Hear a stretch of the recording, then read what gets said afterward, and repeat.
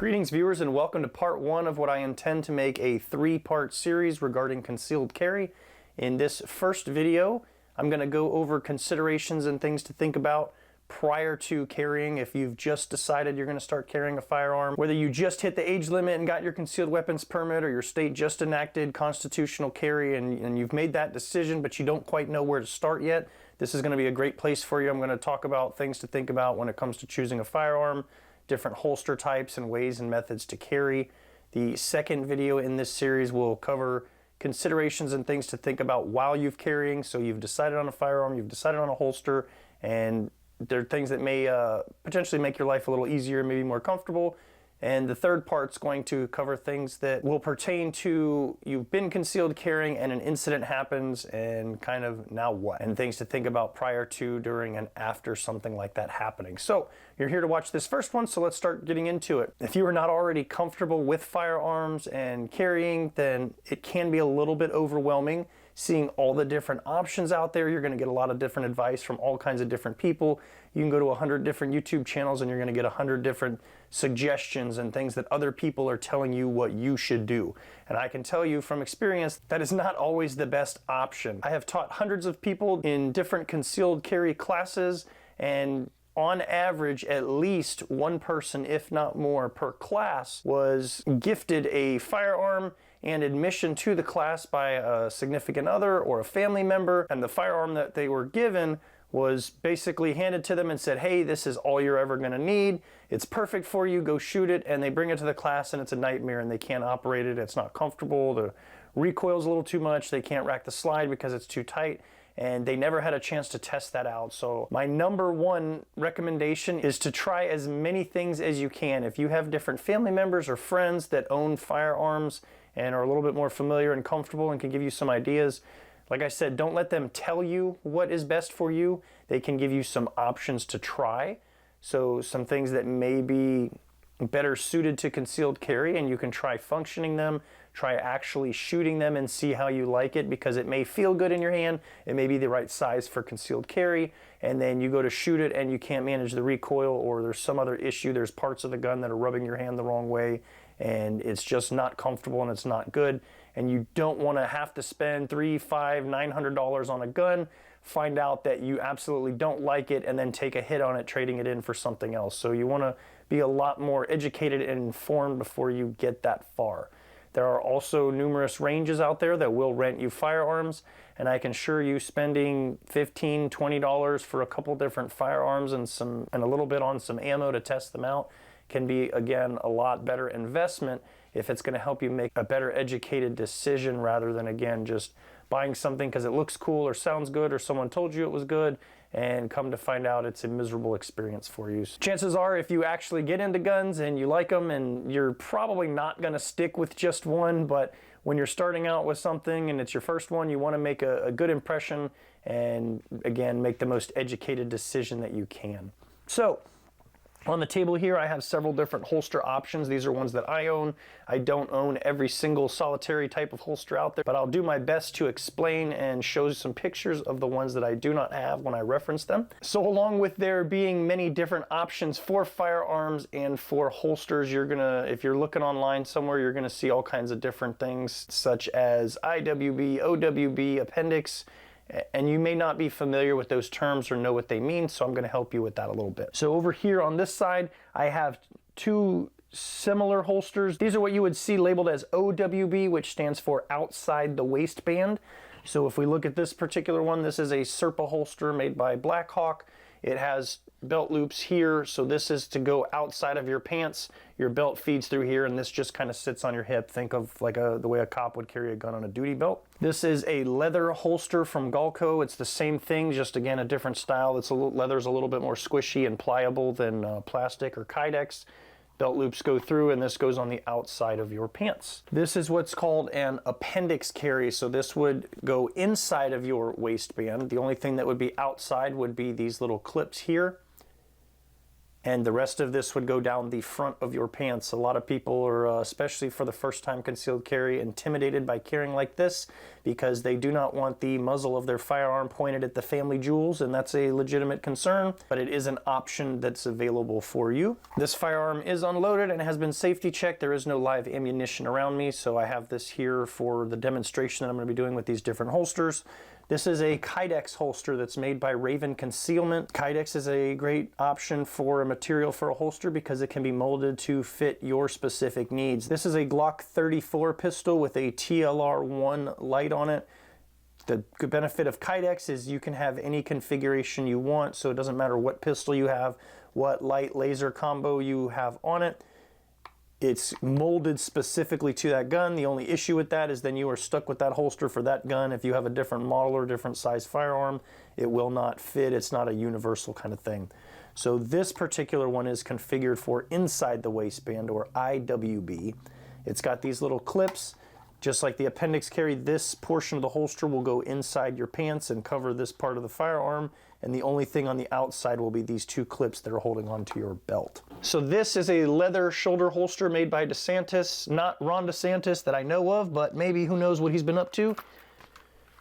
It has space for a firearm and also 2 magazines. So this would be designed like you see in movies where detectives have a jacket covering it. So this is an option for you, especially in some colder weather. It's nice to have and free up some of that real estate on your belt and inside your waistband. Some of the options that I do not have here, but I'll show you pictures of on the screen. So for some smaller firearms like this Glock 43, I am a Glock guy, so most of the pistols I own are made by Glock, but the general idea still applies regardless of the brand of firearm that you're going with. So this is a lot smaller form factor of a pistol. A lot of people like to carry inside of a pocket. If that's something that you think that you would like to do, I can assure you that you will want to get a pocket holster or something that is going to, at minimum, cover the trigger guard for carrying inside of a pocket. I've been to multiple calls where people have been pocket carrying, and the number one thing that people like to do when they have something in their pockets is fidget with it, and inevitably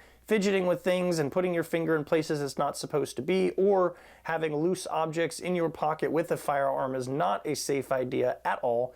Regardless of safety features that are on your particular pistol, you should, at a minimum, again, have the trigger guard covered, if not most of the firearm. It's a great option. I've definitely carried this specific pistol before inside of my pocket. We're just running into a store real quick. I didn't want to get completely dressed and go through the whole deal of strapping on a firearm and extra mags and all my equipment that I carry everywhere I go. I just threw this in my pocket, run inside, grab whatever I need and leave. That's a great option. Another option that I do not have here would be carrying in a fanny pack. I know that is a popular option for many people. Although not very fashionable, it does get the job done and frees up any real estate around your belt line or inside your waistband. Purses for you ladies are generally a highly sought after place to carry.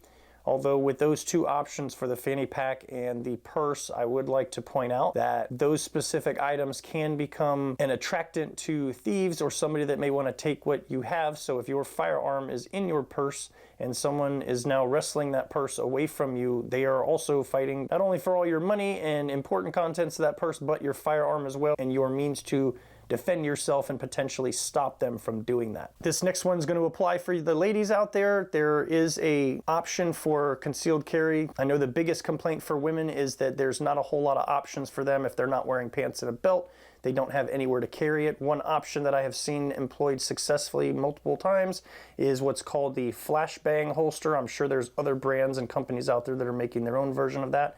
However, the way that works is it will cover your firearm and then it will attach and hang from the center of a bra. Now, when your cover garment is over that, whether you're wearing a dress or any other garment that's going to cover that, the name essentially came from pulling the shirt up for the flash portion, the firearm coming out, and then the bang. So that may not be every single solitary possible way that you can carry a firearm, but those are generally the most accepted and widely seen and ones that I have experienced, encountered, or used myself. So now let's talk about firearms. So what is going to be the general parameters that I would suggest that you look for when it comes to you choosing a firearm that's going to be best for you? Well, number one is going to be size. The smaller the gun, without being too small, is obviously going to be easier to conceal. It's going to be lighter, so that's less weight and fatigue on your body carrying it around. However, the smaller the gun is, generally the smaller the ammo capacity. And I would not recommend just carrying a pistol that can hold 6 rounds and no extra ammunition to go with it, because I can tell you from personal experience that ammunition goes quick in a gunfight, and I would much rather have more than I need than not enough. So again, I'm a Glock guy, so I'm going to be a little bit biased. You can compare the size to whatever other specific brand you may prefer, but the Glock 19 is the #1 sought after concealed carry pistol in the Glock line, and that is just because the size is right there perfect in the middle. Because when it comes to the size, what you're going to be concerned with is not only barrel length, but the length of the grip as well, which again, that's where your ammo capacity comes from. So the shorter this is, the less rounds you can fit in that magazine. But when this is inside of your waistband, this is the portion that's sticking out that somebody may see or is going to catch some attention from somebody you may not want that attention from. So again, this is why I'm telling you that it's best that you get your hands on as many different pistols as you can, so you can find out what feels best for you. So again, with these smaller sized pistols, again, great option for concealed carry. If you can throw it in your pocket and still have a firearm accessible to you, that's great. However, if you have very large hands and you go to grab something like this, and like right now, my pinky's hanging off the bottom, there's not a magazine in here. Normally there would be a section for that. However, there are guns even smaller than this one, and again, depending on your hand size, you may not be able to comfortably grip this pistol. Also, in the alternative, the pistol may be too big for your hands. When you're trying to wrap your fingers around it and you go to shoot it, you can't hold it comfortably or tight enough, and you're gonna start losing your grip every shot that goes off, and that's not a great idea, especially if you're gonna need to be putting multiple rounds down range in rapid succession. So again, I can't sit here over video and tell you, hey, go to the store, buy this model gun, it's gonna be great, you're never gonna need another one, it's the ultimate gun of guns, and you'll never need anything else. That'll never come out of my mouth as anything other than a joke. As far as coming to a decision with caliber, there's so many debates out there, whether it's 45 versus 9mm. There's people that carry 380, which, little tidbit of information for you, for those of you that don't know, a 380 is the same diameter as a 9mm. However, the case on it is shorter, meaning it has less powder, therefore less power. My personal recommendation, if this is just me, you can hate on me down in the comments all you want. Personally, I will not go anything lower than a 9mm. 9mm, 40, 45. If you want to go big boy 10mm, you know, great on you. Again, try it before you ultimately commit and decide that that's what you want. Any one of those things is going to be great for you. 357 SIG is also an option. It's kind of more of a niche round, and people that are particular to that caliber will try and bring you over to the dark side. And hey, if you try it out and you like it and you want to spend the extra money on the ammunition, there's absolutely nothing wrong with that. So again, talk to people, get your hands on as many different guns as you possibly can. So different brands are going to have different features when it comes to the grip. There's going to be finger grooves on here, the texturing of the grip, the angle of the grip, the trigger pull may be a little bit tighter or grittier or different on all kinds of different firearms. There's going to be different options. If you don't feel comfortable with the Glock because you want a manual safety or you want a grip safety or some other specific feature, there's nothing wrong with being safe and having as many options as possible. Just make sure that when it comes time to shoot that weapon, that you train getting that safety off. So if something does happen, you're not in a situation where you're trying to pull the trigger, the gun's not working, and you're panicking, and all you needed to do is flip a lever off and you forgot. So the other big thing with different brands is going to be cost. So you can buy something super cheap and, you know, they say you get what you pay for,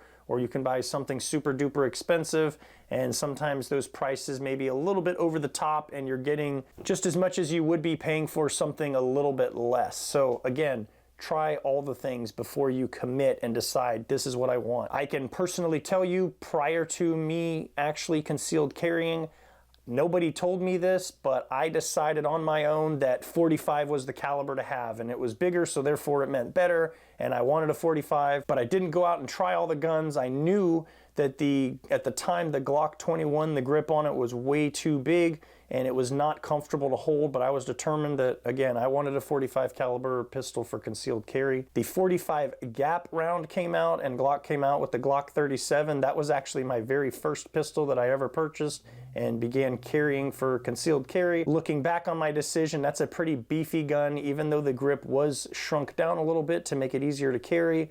I was paying extra for the specialty ammunition because it was not a common caliber in circulation. And I don't want to say that I regretted it. I really liked the gun. I enjoyed shooting it. I had no issues carrying it. Over time, trying different firearms and different holsters and cheaper ammunition firing guns, I now every day carry a Glock 19. I can carry more rounds. They're a little bit smaller, lighter, cheaper, and I can fire those rapid fire shots just a little bit faster than I can with a 45. So again, if you're making your first purchase, chances are it's not going to be your last, but at least make your first one an educated one so that you enjoy the experience. So what I'm going to do now is I'm going to switch the camera up and I'm going to get into a position where I can show you each one of these different holsters in action and why they're even an option to begin with, and perhaps you can use some of that information to make your educated decision on which option you'd like to try for your first concealed carry. So before we start talking about holsters, one very important thing that's often neglected, and personally I did this the same thing when I first started carrying, is a good quality belt. If you're planning on just using some sort of little cheapo dress belt that you got from Sears or wherever, not going to be a good option. You want something that's going to be durable and not really going to twist a whole lot and going to be able to stand up to the weight of a holster. This particular belt that I've had for probably over 10 years now is made by Aries Gear. It's actually made out of scuba webbing, and this thing looks just as new today as it did when I first bought it. They come in a variety of colors and options. They are rather pricey, but again, I've had this thing for as long as I have, and it still looks like it just came brand new in the mail. There's other companies out there, but what you want to do, again, you want something that's robust and again going to stand up and be able to keep your holster from, while you're carrying it, pulling on the weight of that belt, twisting away from you and making it a little bit more exposed and less concealed, which is the reason for carrying it. So I'm going to go ahead and throw this belt on, and then we're going to start kind of demonstrating some of the holster options that I have. All right, so I have my belt on. The first thing I'm going to demonstrate is the inside the waistband, or IWB holster. The pistol I'm going to be using for all of these holsters is a Glock 34. It's a little bit exaggerated on the size, but that's going to help emphasize some of the points that I'm going to make for you. So the one benefit right out of the gate with this particular configuration that has these little tuckable C-hooks, they call them, is my belt is already on through all the loops and attached, and I can put this on and take it off just as it is without having to undo my entire belt, feed it through the belt loops to put it on. So that's definitely a big selling point for me. When I get home and I'm tired of being poked in the back by it, I can just pop it off and set it down real quick and relax and throw it back on if I need to head out again. So one other thing that I do personally when I carry inside the waistband is I like to wear an undershirt, because I don't want this up against my skin sweating. I live here in Florida. I sweat enough without anything touching me. So having that little barrier in between my skin makes it just that much more comfortable. Typically, I carry in the small of my back here. So the other thing you're gonna have to keep in mind is if you are carrying inside the waistband, your pants are gonna have to be at least 2 sizes bigger than what you're used to carrying, because you are now having to accommodate for the extra size of the firearm and holster that's gonna be going inside underneath your pants. All right, so I now have the holster in there. I'm not just showing you my rear end here. And the benefit of having inside the waistband holsters is that you're now already concealing this portion of the firearms. When I pull my shirt down, the firearm itself should not be noticeable. If my shirt was a little short, then you would see the bottom portion of it sticking out. This keeps being inside the waistband here, keeps it tucked in nice and close to the body, and again, takes care of half the problem of concealing the firearm. The barrel length on this particular configuration does not necessarily matter, other than it's going to stick down farther when it comes time to be in a sitting position. What's going to matter is the length of the grip, because this is the portion that's going to stick out and be more likely to be seen. The shorter that the grip is on the firearm, the better for this particular configuration. Again, that's why the Glock 19 is highly preferred, because it's just long enough to grip and hold 15 rounds, but then also small enough that it is not a issue as far as being back here sticking out. All right, so the next option that I have here is the outside the waistband holster. Again, this specific one is made by Blackhawk. It's a Serpa holster. This is not ideal or recommended at all for concealed carry. And as you can see here, there's nothing concealed about that. Not only is the bottom portion of the holster not covered by my shirt, but you can very obviously see what is here. This would more likely be used for open carry, or if you're out hunting and you have your backup sidearm. I personally am not a fan of open carry. I know everybody's got their different opinions on it, and that's fine. Just because your opinion differs from somebody else doesn't mean it's wrong. This is not a good option. Again, this is one specific model. There are ones that may hug a little bit closer to the body. The one that I just showed you inside the waistband has different attachments that you can use, and it will sit a little bit closer, but again, it's still gonna stick out like a sore thumb unless you have a large coat or jacket or something that's gonna cover it and make it not visible. Even wearing a larger size shirt that's a little bit more baggy is gonna be difficult to keep it concealed. Does not mean it's not possible, but it's just gonna be a little bit more difficult and require a little more consideration to keep covered up. All right, so next up we have the appendix carry option. This is the Eidolon holster that's made by Raven Concealment. They're the same ones that made the Phantom holster I showed you first. This one is more of a universal fit. It's not molded specifically to a particular firearm. This one is labeled for a Glock 17. Obviously I have a Glock 34 in here now, so the barrel length or the barrel sticks out a little bit longer. You can fit a Glock 19 or a Glock 26 in here just as easily. Again, I'm using this specific gun because it has a very long barrel length and the longer grip length as far as being more difficult to conceal. So anything smaller than this would obviously be a little bit easier. This one also has the added benefit of these little tuckable C-hooks. So I can have my belt already on and cinched down until I decide I want to put this on. And then this is going to go down the front of your pants. One thing you're going to have to keep in mind is your belt loops may dictate where you can orient this. So I have to shift my belt over a little bit to be able to put it down the front.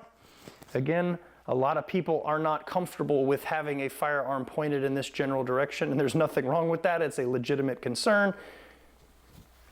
And your shirt then just pulls down over it like this. So you can pull your shirt up and draw as needed. Just be very careful on the reholster.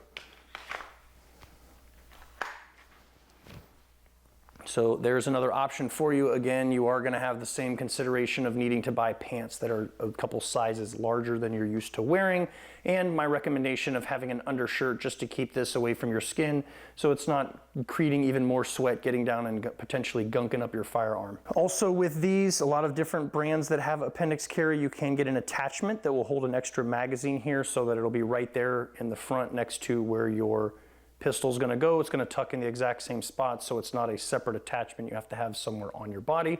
So that is a nice feature if you decide to go the appendix carry route. All right, so a little bit more fashionable for this one. The next one we're gonna talk about is the shoulder holster. These are a great option if you wear a suit jacket or you're wearing any sort of jacket, any kind of larger cover garment that's gonna go over everything. If you are used to wearing a fitted suit, however, that's a little bit tailored tight to you, and you've got this thing cinched down, it is going to kind of poke out a little bit towards the front, and again, depending on that barrel length, sticking out the back. It's going to become some obvious bulges, so you may want to have your suit a little less tailored if that's the route you're going to go. Something like a big puffy jacket or something is going to be, again, a great option, something that's more loose fitting. So just keep in mind if this is an option that you're going for and you do have a jacket on. If you're going to be outdoors the entire time, that's great. But if you're going to go inside somewhere that's a little bit warmer and you're not going to be wanting to have the jacket on inside, depending on where you are, you may not be able to take that jacket off and expose the firearm. So you're going to have to take that into consideration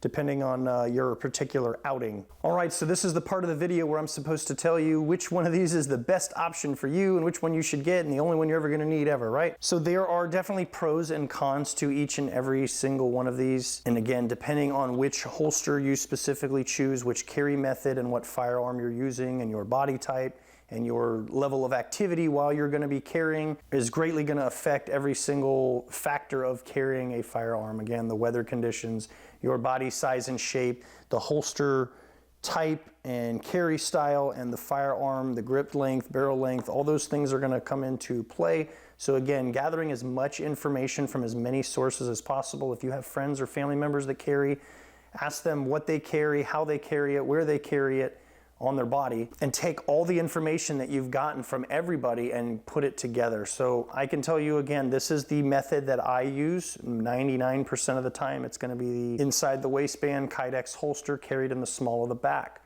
I can also tell you that that is not ideal when it comes to sitting for long periods of time, because again, you are having something push into your back, whether you're going to the movie theater or you're going to be on a road trip or you're sitting at work. If you're concealed carrying there, then that's something to take into consideration.